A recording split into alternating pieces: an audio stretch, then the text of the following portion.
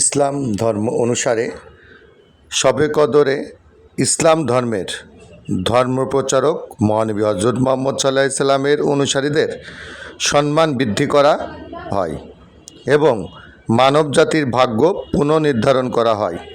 এই কদরের রাতে হজরত মুহাম্মদ সাল্লাল্লাহু আলাইহি সাল্লামের নিকট কুরআন অবতীর্ণ হয়েছিল। তাই মুসলমানদের কাছে এই রাত অত্যন্ত পুণ্যময় ও মহাসম্মানিত হিসাবে পরিগণিত।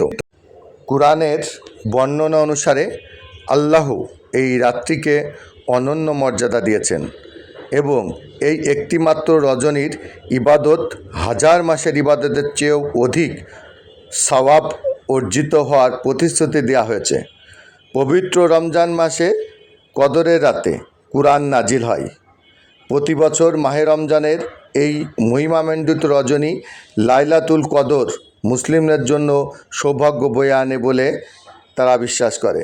লাইলাতুল কদরের রাত ঠিক কোনটি তা বোঝা অনেকটাই অসম্ভব, তবে রমজানের শেষের 10 দিনের বেজোর রাতগুলোর একটি কদর বলে মনে করা হয়। 610 সালে শবে কদরের রাতে মক্কার নূর পর্বতের হিরা গুহায় ধ্যানরত ইসলাম ধর্মের মহানবী হজরত মুহাম্মদ সাল্লাল্লাহু আলাইহি সাল্লামের নিকট সর্বপ্রথম কুরআন নাজিল হয়।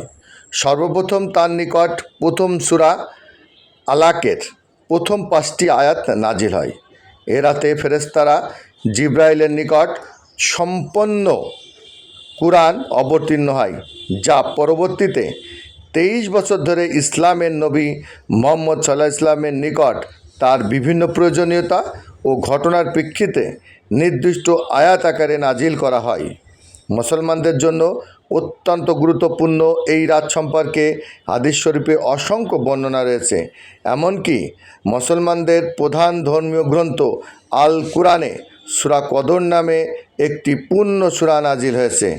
এই সূরা শবে কদরের রাত্রে হাজার মাসের চেয়ে উত্তম বলে উল্লেখ করা হয়েছে। ইসলাম ধর্মমতে মুহাম্মদ সাল্লাল্লাহু আলাইহি সাল্লামের পূর্ববর্তী নবী এবং তাদের উম্মতগণ দীর্ঘায়ু লাভ করার কারণে বহু বছর আল্লাহর ইবাদত করার সুযোগ পেতেন।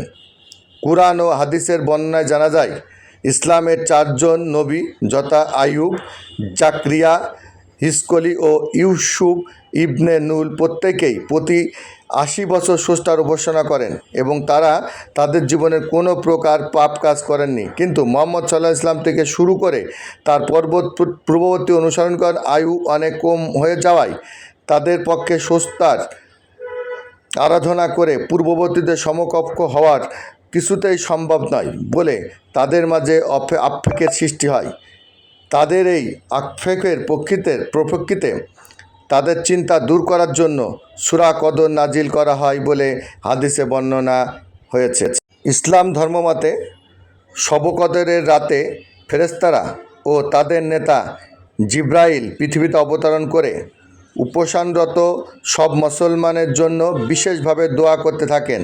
হাদিস শরীফে বর্ণিত আছে, শবে কদরের হজরত জিবরাইল আলাইহিস সালাম ফেরেশতাদের বিরাট এক দল নিয়ে পৃথিবীতে অবতরণ করেন এবং যত নারী পুরুষ নামাজরত অথবা জিকিরের মশগুল থাকে তাদের জন্য রহমতের দোয়া করেন। লাইলাতুল কদরে পরবর্তী 1 বছরের অবধারিত বিধিলিপি ব্যবস্থাপক ও প্রয়োগকারী ফেরেশতাদের কাছে হস্তান্তর করা হয়। এতে প্রত্যেক মানুষের বয়স, মৃত্যু, রিজিক সব কিছুর পরিমাণ নির্দিষ্ট ফেরেশতাদের কাছে লিখে দেওয়া হয়। এমনকি কে হজ করবে তাও লিখে দেওয়া হয়। শবে কদরে মুসলমানদের গুরুত্ব অপরিসীম।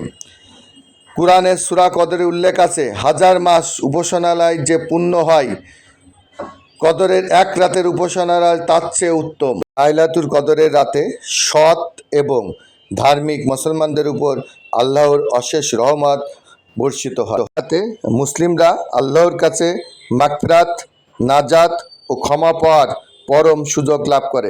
তাই মুসলিমরা রোজার মাসের 20 রোজার পরের থেকে বেজোর দিনগুলোতে যতদূর সম্ভব সারা রাত ইবাদত করেন, কারণ একদিনের ইবাদত হাজার বছরের ইবাদতের সমান। এই দিনের অপেক্ষায় সমস্ত মুসলিমরা একটি বছর অপেক্ষা করেন। আল্লাহ যেন এই দিনের ইবাদতের উসিলায় প্রত্যেকটি মুসলমানকে ক্ষমা করেন এবং বেহেশত দান করেন। আমিন।